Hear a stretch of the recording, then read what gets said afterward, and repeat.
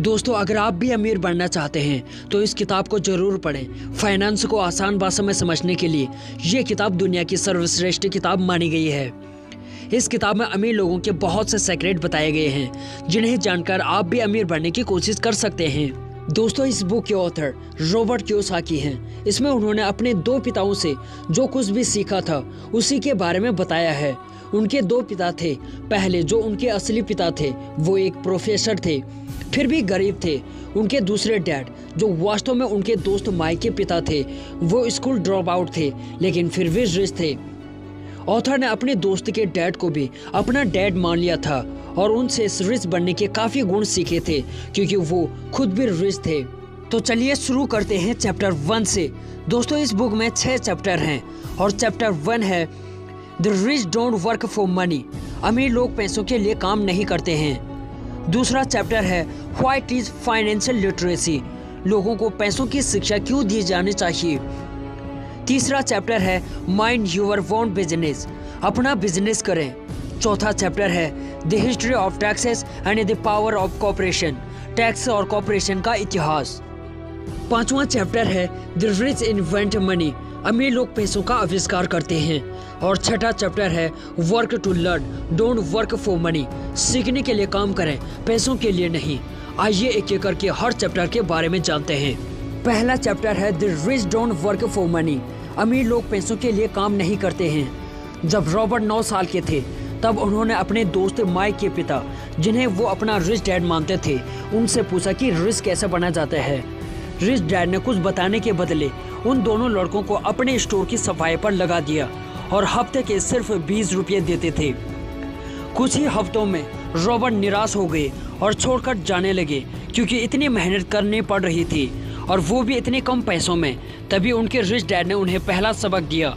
अमीर लोग पैसों के लिए काम नहीं करते हैं और वो चाहते थे कि रॉबर्ट जॉब की असलियत को जान ले और खुद अपना सोर्स ऑफ इनकम ढूंढे। ज़्यादातर जॉब ऐसी ही होती हैं, 9 से 5 काम करो और थोड़ी सी सैलरी ले लो। इससे रॉबर्ट को इंस्पिरेशन मिला। उसे ये भी पता चला कि जॉब कितना कम पे करती है और कितना उबाऊ काम करना पड़ता है। उसके दिमाग में बिजनेस का एक आइडिया भी आया। रॉबर्ट ने स्टोर की सफाई करते हुए देखा था कि वहाँ माइक की बहुत सारी पुरानी कॉमिक्स बेकार पड़ी हुई थी। उसने माइक के साथ मिलकर उन्हें रेंट पर देने का प्लान बनाया। इस काम को मैनेज करने के लिए माइक की बहन को जॉब पर रख लिया गया। उनका बिजनेस अच्छा चल निकला। इस तरह रॉबर्ट ने 9 साल की उम्र में पहली कंपनी स्टार्ट कर ली और उसे पैसे भी मिल रहे थे और ज़्यादा काम भी नहीं करना पड़ रहा था। अब उसे पैसों के लिए जॉब करने की ज़रूरत भी नहीं थी। दोस्तों, दूसरा चैप्टर है व्हाट इज फाइनेंशियल लिटरेसी। लोगों को पैसों की शिक्षा क्यों दी जानी चाहिए। दोस्तों, हमें कभी भी स्कूल या कॉलेज में फाइनेंशियल ज्ञान नहीं दिया जाता।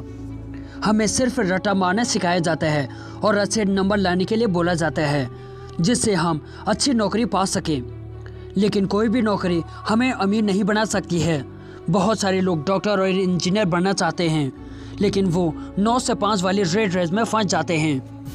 2 लाख हर महीने कमा कर भी वो अमीर नहीं बन पाते हैं, बस अपर मिडिल क्लास बोले जा सकते हैं। ऊपर से सारा समय नौकरी के लिए देना पड़ता है, जबकि अमीर लोग हमेशा फ्री होते हैं और कभी भी बैग उठाकर विदेश यात्रा के लिए निकल सकते हैं। दोस्तों, रेड रेस से बाहर निकलने के लिए जो मेन पॉइंट ऑथर ने इस चैप्टर में बताया है वो है एसेट एंड लायबिलिटीज की समझ। जिन्हें ये समझ आ जाता है वो एक दिन में अमीर बन ही जाते हैं। इसे समझ गए तो आप बड़े बड़े MBA करने वालों से भी आगे बढ़ जाएंगे। आइए आसान शब्दों में समझते हैं एसेट एंड लायबिलिटीज क्या होते हैं। एसेट जो भी चीज़ आपके जेब में पैसा डालती है वो एसेट होते हैं और लायबिलिटीज़ जो भी चीज़ आपके जेब से पैसा निकालती है वो लायबिलिटीज़ होते हैं। तीसरा चैप्टर है माइंड योर ओन बिजनेस। अपना बिजनेस करें। अगर आपको अमीर बनना है तो अपना बिजनेस खुद करें। जॉब करके आप कभी भी अमीर नहीं बन सकते हैं।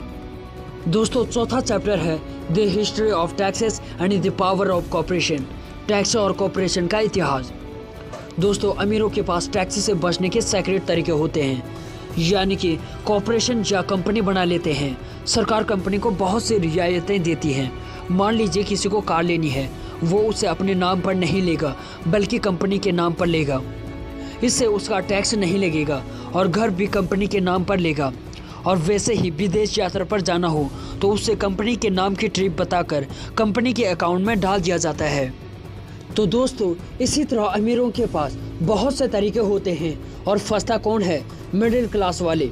करते रहो मेहनत और भरते रहो टैक्स। दोस्तों, लोन की कहानी तो सबको पता होती है। कंपनी के नाम पर लोन लेते हैं और इधर उधर कर देते हैं और फर्जी कंपनी भी बना लेते हैं। और जब लोन भरने की बारी आती है तो कंपनी को बैंकरप्ट घोषित कर देते हैं, क्योंकि यही कानून का लूप होल है। अगर आपकी कंपनी बैंकरप्ट हो जाती है तो इसमें आपकी कोई गलती नहीं मानी जाती है। लेकिन मिडिल क्लास का कोई व्यक्ति जब हाउस लोन पर लेता है तो एक एक पाई चुकानी पड़ती है। अगर नहीं चुकाएंगे तो सज़ा दी जाती है। दोस्तों, 5वां चैप्टर है द रिच इन्वेंट मनी। अमीर लोग पैसों का आविष्कार करते हैं। एक अमीर व्यक्ति ने देखा कि एक बहुत पुरानी बिल्डिंग थी जिसे उसका मालिक बेचना चाहता था, लेकिन बिक नहीं रही थी क्योंकि उसके आसपास बहुत कचरा था। बिल्डिंग का प्लास्टर भी उतरा हुआ था। उस अमीर व्यक्ति ने वो बिल्डिंग बहुत ही सस्ते दाम में खरीद ली। उसके बाद उसका रिनोवेशन किया और आसपास का कूड़ा भी साफ करवाया, वहाँ गार्डन लगवाया और फिर उसी बिल्डिंग को 5 गुना ज़्यादा दाम में बेच दिया। दोस्तों, 6वां चैप्टर है work to learn, don't work for money. सीखने के लिए काम करें, न कि पैसों के लिए। ऑथर कहते हैं कि अगर आपको बिजनेस करना है तो पहले किसी के बिजनेस में जाकर जॉब करें और वहाँ से पैसों की उम्मीद ना रखें, बल्कि सीखें कि हर चीज़ कैसे की जाती है। बिजनेस या कंपनी चलाने के लिए आपको 3 चीज़ों की ज़रूरत पड़ती है, जिसमें पहला पॉइंट है द कैश फ्लो मैनेजमेंट। इसमें पैसों का हिसाब किताब होता है, इन्वेस्टमेंट कहाँ से लाएं, सैलरी कैसे देते हैं इत्यादि। दूसरा पॉइंट है मैनेजमेंट ऑफ सिस्टम।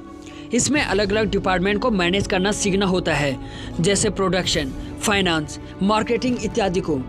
और तीसरा पॉइंट है पीपल मैनेजमेंट। इसका मतलब ये है एम्प्लॉय से कैसे डील किया जाता है। जैसे कोई भी कंपनी ओनर हर स्टाफ से डायरेक्टली बात नहीं करता, इसके लिए हर लेवल पर एम्प्लॉयज़ होते हैं, जैसे डायरेक्टर, प्रोजेक्ट मैनेजर, सुपरवाइजर इत्यादि। आपको जानकर हैरानी होगी कि हर MBA को ये चीज़ें सिखाई जाती हैं, लेकिन 95% दूसरों के लिए नौकरी कर रहे होते हैं।